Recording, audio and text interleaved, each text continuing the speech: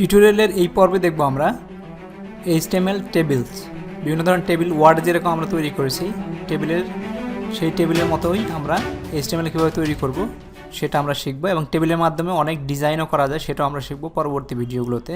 আমরা যদি এখন শুরু করি, টেবিলটা কি আসলে, আমরা এই যে এখানে যে কিছু জিনিস দেখতে পাচ্ছি, একটা রো কলাম,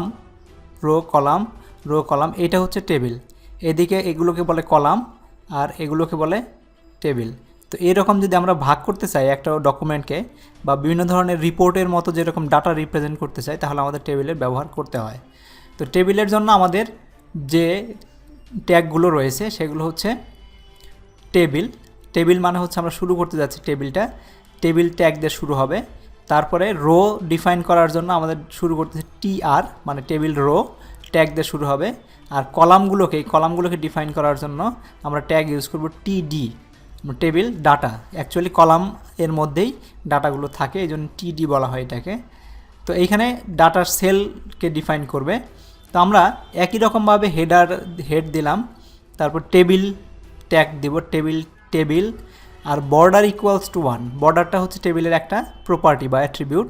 এখানে 1 মানে হচ্ছে এই যে বর্ডারগুলো দেখতেছি যে একটু রেইজ করা বা একটু মোটা দেখা যাচ্ছে, 1 মানে হচ্ছে একটা 1 পিক্সেলের একটা বর্ডার তৈরি হবে সবগুলো রো কলামের পাশে। তো আমরা যদি এটাকে যদি 0 দিতাম বা বর্ডারটা না দিতাম তাহলে কোনো বর্ডারিং এই লাইনগুলো থাকতো না। তারপর টেবিলের মধ্যে ওপেন শুরু হলো, তার মাঝখানে আমাদের লিখতে হবে TR, টেবিল রো শুরু হলো এবং এই টেবিল রোর মধ্যে কয়টা কলাম দিব সেই কয়টা TD দিতে হবে। এখানে এই রোটার মধ্যে আমাদের 2টা কলাম আছে, 1টা 2টা, কারণ 2টা TD ট্যাগ দিব। দেওয়ার পরে এই টেবিল রোটা কমপ্লিট হলো, এই TR এখানে শেষ, এইটুকু কাজের জন্য আমাদের এই একটা রো তৈরি হলো।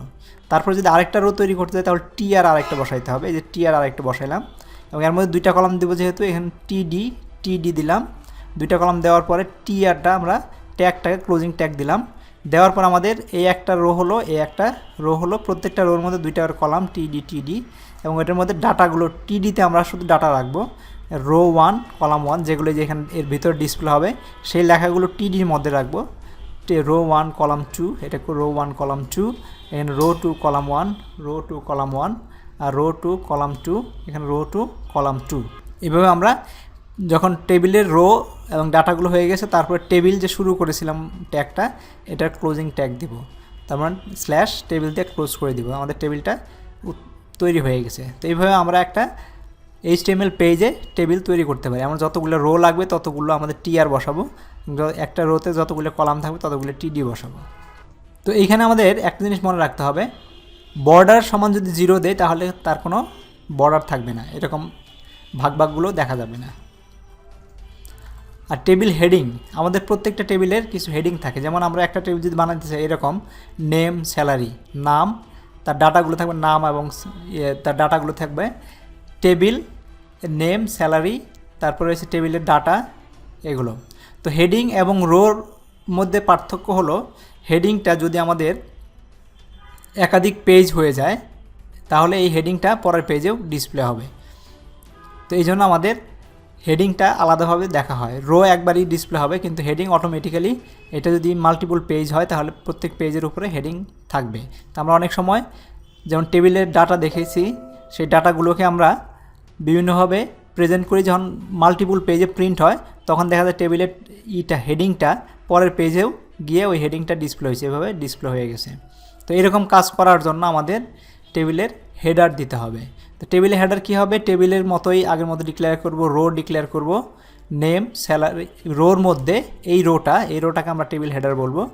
রোর মধ্যে আমরা TH ট্যাগটাকে ব্যবহার করব, TH ট্যাগ যেমন টেবিল হেডার। প্রথম রোতে TH ট্যাগ দিব, এর ভিতরে আমরা নাম লিখব, TH দিব, তারপরে যে ভ্যালুটা যাবে সেই ভ্যালুটা লিখব। তারপর রো 1 শেষ হয়ে গেল টেবিল রো। তারপরের থেকে আমরা বিভিন্ন রোগুলোকে আমরা রিপ্রেজেন্ট করব, table row, table data, table row, table data. তো এইভাবে আমরা টেবিলে হেডার দিতে পারি এবং হেডারটা দিব আমরা TH এর মাধ্যমে। তো এটা TD না দেওয়া TH দেওয়ার মানে হচ্ছে যে আমাদের মাল্টিপল পেজ যদি প্রিন্ট হয় প্রত্যেকটা পেজে এই হেডারটা সে প্রিন্ট করবে। সেল প্যাডিং এবং সেল স্পেসিং অ্যাট্রিবিউট, এই দুইটা সেল প্যাডিং আর সেল স্পেসিং অ্যাট্রিবিউটটা কি সেটা আমরা দেখব। তো আমরা এখানে দেখতেছি টেবিলটা একটু ডিফারেন্ট দেখা যাচ্ছে। এই যে এই বক্সটা আর এই বক্সটার মধ্যে একটু ফাঁক দেখা যাচ্ছে, এটা হচ্ছে সেল প্যাডিং। এই দুইটা সেলের মধ্যে কতটুকু জায়গা খালি রাখবে সেটাকে সেল প্যাডিং বলে। আর সেল স্পেসিং হচ্ছে you will use adjust the white space in your table cell. Cell spacing attribute define the width of the border. এই বর্ডারের উইথটা কত হবে, while cell padding represent the distance between cell border and content within the cell. এর মানে এই যে মাঝখানে একটা খালি জায়গা দেখতেছি এটা হচ্ছে সেল প্যাডিং, আর এটার যে প্রত্যেকটা বর্ডার কতটুকু হবে সেটা হবে আমাদের সেল স্পেসিংয়ের মাধ্যমে। তো এটা আমরা কীভাবে দেবো, এটা দেওয়ার জন্য আমাদের টেবিল শুরু করলাম। টেবিলেরই দুইটা আমাদের অ্যাট্রিবিউট সেট করতে হবে। সেল প্যাডিং ইকুয়ালস টু 5, তার মানে এখানে 5 পিক্সেল ছেড়ে যাবে। আর সেল স্পেসিং মানে হচ্ছে 5, তার মানে এখানে যে বর্ডারগুলো আছে সেই বর্ডারটাও 5 পিক্সেলের হবে। তো এইভাবে এই দুইটা অ্যাট্রিবিউটের মাধ্যমে সেল স্পেসিং প্যাডিং আর সেল স্পেসিং ব্যবহার করতে পারি। অনেক সময় হয় আমরা টেবিলই ব্যবহার করব, কিন্তু আমরা ঘরগুলোকে এভাবে দূরে দূরে দেখাবো, এভাবে দূরে দূরে ঘর দেখাবো। তখন আমরা সেল প্যাডিং যদি বাড়ায় দেই তাহলে এই ঘর আর এই ঘরের মধ্যে একটা দূরত্ব বোঝা যাবে। তো এইভাবে আমাদের বিভিন্ন ডিজাইন আমরা করতে পারি সেল স্পেসিং আর সেল প্যাডিংয়ের মাধ্যমে। আর অন্যান্য সব যা ছিল সব একই রকমভাবে থাকবে। তারপর হচ্ছে column span and rho span attribute. Column span মানে হচ্ছে আমরা ওয়ার্ডে যারা কাজ করেছি আমরা অনেক সময় বা এক্সেলে যারা কাজ করেছি দুইটা কলামকে আমরা মার্জ করি, সেই মার্জ হচ্ছে দুইটা কলামকে মার্জ করা হচ্ছে কলাম স্প্যান। আর দুইটা রোকে যদি মার্জ করি তাহলে এটা হচ্ছে রো স্প্যান। কোনো পুরো রোকে যদি আমরা মার্জ করে ফেলি তখন সেটাকে রো স্প্যান বলে। যেমন এখানে একটা টেবিল দেখতেছি, এইখানে দুইটা দুইটা কলাম হওয়ার কথা ছিল, কিন্তু এই কলামটা একটাই দেখাচ্ছে, এটা হচ্ছে কলাম স্প্যান, দুইটাকে মার্জ করে ফেলা হয়েছে। আর নিচেরটা দেখা যাচ্ছে সবগুলো কলাম নিয়ে সে একটা রোই বানাইছে, তো এটা হচ্ছে আমাদের রো স্প্যান। তো এইরকম টেবিল, এই স্টাইলের মার্জিং টেবিল যদি আমরা তৈরি করতে চাই তাহলে আমরা column span and rho span এই দুইটা অ্যাট্রিবিউটকে ব্যবহার করব। তো কীভাবে করবো আমরা দেখি। টেবিল দিলাম, তারপরে প্রথম রো দিলাম এবং হেডার দিলাম column 1, column 2, column 3, table header হিসেবে দিলাম। টেবিলের পরে রোতে দিলাম, রোতে আমরা বলে দিচ্ছি টেবিল ডাটা রো স্প্যান 2, মানে এই টেবিল ডাটা দুইটা রোকে নিয়ে সে মার্চ করে সে এটা রিপ্রেজেন্ট করবে রো 1 সেল 1। এই রো 1 সেল 1 রো স্প্যান দিচ্ছি আমার, কারণ এখানে দুইটা রো হওয়ার কথা ছিল, এই দুইটা রোকে সে মার্চ করে ফেলবে, এই জন্য রো স্প্যান ইকুয়ালস টু 2 দিব। যদি 3 দিতাম তাহলে এইটা সহ মার্চ করে ফেলতো। আর হচ্ছে তারপরে টেবিল ডাটা দিচ্ছি রো 1 সেল 2 এটার জন্য, তারপরে রো 1 সেল 3 এটার জন্য। তারপরে টেবিল রোতে আসলাম, table data row 2 cell 2, row 2 cell 2 table data দিলেই সে এটাকে নিয়ে নিবে অটোমেটিক্যালি, কারণ এটা অলরেডি মার্জ হয়ে গেছে আগেরটার সাথে। এই জন্য রো 2 সেল 2 এখানে ডিসপ্লে হবে, তারপর রো 2 সেল 3 এটা এখানে ডিসপ্লে হবে। এখানে একটা জিনিস লক্ষণীয় যে এখানে আমাদের প্রথম কলামের ভ্যালু দেওয়ার সাথে সাথে সে আগেরটাকে বাদ দিয়ে পরেরটা থেকে শুরু করতেছে। আর লাস্টেরটা হচ্ছে কলাম স্প্যান, মানে আমাদের এই যে এইখানে একটা কলাম, এখানে একটা কলাম, 3টা কলাম ছিল, এই 3টাকে মার্জ করার জন্য আমরা কলাম স্প্যান ব্যবহার করব। কলাম স্প্যান ইকুয়ালস 3, মানে এই 3টা কলামকে একটা কলাম হিসেবে ট্রিট করবে, এই 2 স্প্যান তৈরি করবে। রো 3 সেল 1 তো দিলে 3টা কলামকে মার্জ করে ফেলবে। তো এইভাবে আমরা কলাম স্প্যান অ্যান্ড রো স্প্যানের মাধ্যমে টেবিল মার্জিং, টেবিল রো এবং কলাম মার্জগুলো করতে পারি। এখন আমরা দেখি টেবিল ব্যাকগ্রাউন্ড। টেবিলের আমরা বিভিন্ন ধরনের ব্যাকগ্রাউন্ড দিতে পারি, 2 ধরনের ব্যাকগ্রাউন্ড দেওয়া যায়। একটা হচ্ছে কালার দিয়ে ব্যাকগ্রাউন্ড করা যায় ডেকোরেশন করার জন্য, আর একটা ইমেজ দিয়ে ব্যাকগ্রাউন্ড করা যায়। তো আমাদের বিজি কালার, তার মানে আমরা যদি টেবিলের কালার যদি আলাদা করতে চাই, এরকম যে ইয়েলো কালার করছি, তখন বিজি কালারটা অ্যাট্রিবিউট ইউজ করব। আর যদি ইমেজ দিতে চাই তাহলে ব্যাকগ্রাউন্ড অ্যাট্রিবিউট ইউজ করব। তো কীভাবে করতে হয়, আমরা ফার্স্ট এই টেবিলটা যদি রিপ্রেজেন্ট করতে চাই তাহলে কী হবে, border 1 border colour equals to green. Border colour নামে আরেকটা অ্যাট্রিবিউট আছে যেটা দিয়ে এই যে বর্ডার যেগুলো আছে, যেগুলো লাইন দেখাচ্ছে সেই লাইনে কালার দিতে পারি। এই গ্রিন দেওয়াতে এই গ্রিন হয়ে গেছে। Busy colour equals to yellow মানে হচ্ছে হলুদ কালারটা হয়েছে ব্যাকগ্রাউন্ড কালার হিসেবে। তারপর টি রো কলাম 1 2 3 যেটা আমরা দিলাম।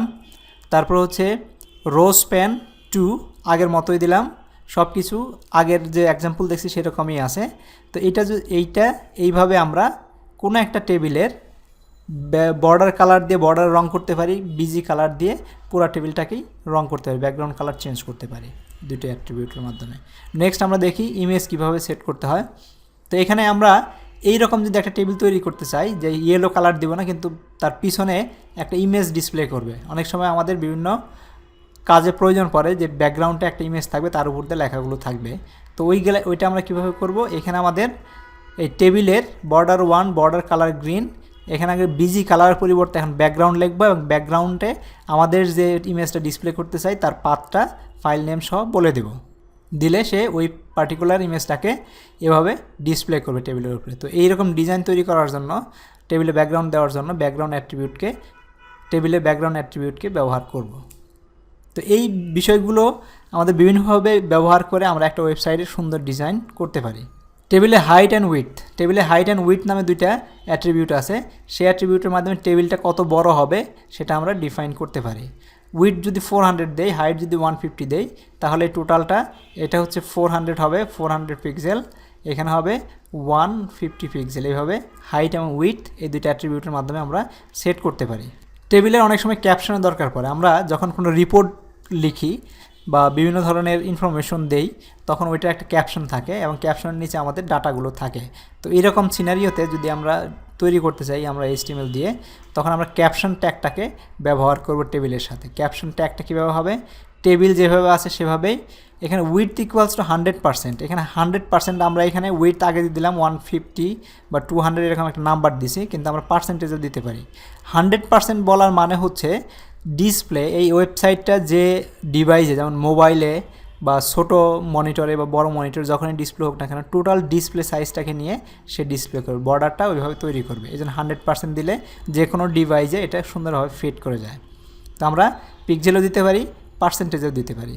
তো উইথ হচ্ছে 100%, স্ক্রিন সাইজ যতই হোক না কেন পুরো স্ক্রিনটাকে নেবে। Caption, this is the caption, caption ট্যাগের মাধ্যমে আমরা বলে দিচ্ছি দিস ইজ দ্য ক্যাপশন। এটা হচ্ছে টেবিলের প্রথম রো আসার আগেই আমাদেরকে ক্যাপশনটা দিতে হবে, বা অন্য জায়গাও দিতে পারি, কিন্তু বেটার হচ্ছে প্রথম দিয়ে দেওয়া। তো এই ক্যাপশন ট্যাগের মাধ্যমে আমরা এই যেখানে যে ক্যাপশন দেখতে পাচ্ছি দিস ইজ ক্যাপশন, এইভাবে তারপর টেবিল শুরু হয়েছে, সেই জিনিসটা আমরা ক্যাপশন ট্যাগের মাধ্যমে টেবিলের একটা ক্যাপশন দিতে পারি। টেবিল হেডার, বডি এবং ফুটার, প্রত্যেকটা টেবিল আবার হেডার, বডি এবং ফুটার থাকতে পারে। হেডারটা হচ্ছে প্রথম রোটাকে হেডার থাকবে একটা, ফুটার হবে নিচের রোটা, আর মাঝখানেগুলো বডি হবে। তো আমরা একটা টেবিলকে 3 ভাগে ভাগ করতে পারি। টেবিল নিজেই একটা ডকুমেন্টের মধ্যে কাজ করতে পারে। আমরা যেমন ওয়ার্ড ডকুমেন্ট দেখেছি হেডার, ফুটার এবং বডি থাকে, ঠিক এরকম টেবিলের মধ্যে আমরা করতে পারি, যেগুলো আমরা ইউজ করে বিভিন্ন ডিজাইন তৈরি করতে পারি। তো এটার জন্য আমরা কি ইউজ করব, টি হেড মানে table header, T body table body, T foot table footer. তো এগুলো যেমন এখানে আমরা একটা টেবিল দেখতে পাচ্ছি, এটা হচ্ছে টেবিল হেডার, একটা হেডার, এটা হচ্ছে ফুটার, আর এগুলো হচ্ছে টেবিলের বডি। তো এটা আমরা এক্সাম্পলের মাধ্যমে যদি দেখি, তো এখানে টেবিল যেভাবে ছিল সেভাবে আছে। টেবিল ট্যাগের পরে আমরা টি হেড ট্যাগটা দেব। টি হেডের মধ্যে আমরা টেবিল রো, টেবিল ডাটা সব কিছু আমরা চাইলে ব্যবহার করতে পারি। টেবিল রো টি হেডের মধ্যে বলে দিচ্ছে এটা টেবিল হেডার। তো টি হেডের মধ্যে column span 4, this is the header of the table.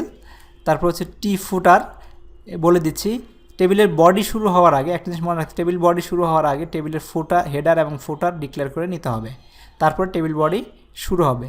তারপরে টি হেডারের পরে আমাদের টি ফুটার শুরু হচ্ছে, টি ফুটার, এবং টি এর মধ্যে table row, column span, this is footer, এটা লিখে দিচ্ছি। যদিও এটা লাস্টে প্রেজেন্ট করতেছে, কিন্তু এই ট্যাগগুলোকে আমাদের আগেই ডিক্লেয়ার করে দিতে হবে। টেবিলের পরে হবে হেডার, তারপর হচ্ছে ফুটার, তারপর হচ্ছে টি বডি, তারপর আমরা বলে দিচ্ছি এটা টেবিলের বডি। টিআর, টিডি সেল 1, সেল 2, সেল 3, এভাবে আমরা এই সেলগুলোকে ডিফাইন করে দিচ্ছি। তো এইভাবে আমরা 3 ভাগে ভাগ করে টেবিলে হেডার দিতে পারি, ফুটার দিতে পারি এবং টেবিলে বডি দিতে পারি। আরেকটা হচ্ছে নেস্টেড টেবিল। নেস্টেড টেবিল অনেক সময় আমাদের টেবিলের মধ্যে টেবিল তৈরি করতে হয়, বা এরকম এই যে ডাটাটা আছে এর মধ্যে আমি আবার যদি একটা টেবিল তৈরি করি এরকম, সেইটা হচ্ছে নেস্টেড টেবিল, মানে টেবিলের মাঝের টেবিল।